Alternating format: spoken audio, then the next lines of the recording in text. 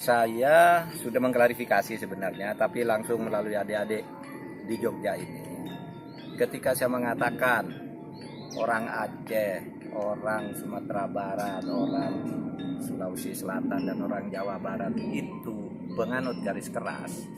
Artinya garis keras itu dalam arti bahwa mereka tidak bisa didikte, bukan radikal, bukan ekstrim. Mereka itu punya pendirian yang tidak bisa dibayar dengan apapun.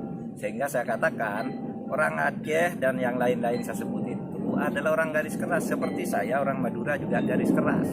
Saya pernah mau kampanye ke Madura, mereka tidak mau. Saya pokoknya tetap mau milih Prabowo karena saya tidak bisa dipengaruhi oleh siapapun. Itulah garis keras.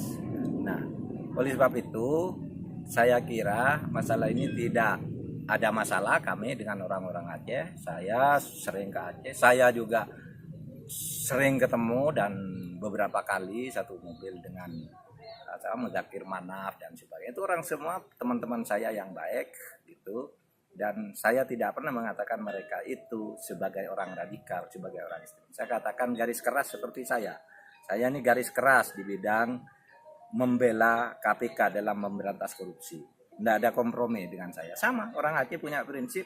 Anda kampanye pun apa, kalau saya punya pendirian ini tidak bisa gitu. Nah itulah sebabnya kemudian saya usul ke Pak Jokowi yang berdasarkan quick count menang dan mungkin akan terus menang. Tolong ini dirangkul orang-orang garis keras ini, diberi pelayanan tentang bagaimana Islam itu dikembangkan di Aceh sesuai dengan pandangan masyarakat Aceh, di Sumatera Barat, di Jawa Barat dan sebagainya, agar Pak Jokowi tidak dituduh anti-Islam.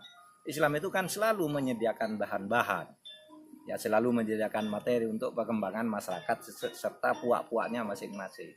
Nah itu aja sebenarnya. Salam untuk saudara-saudara di Aceh.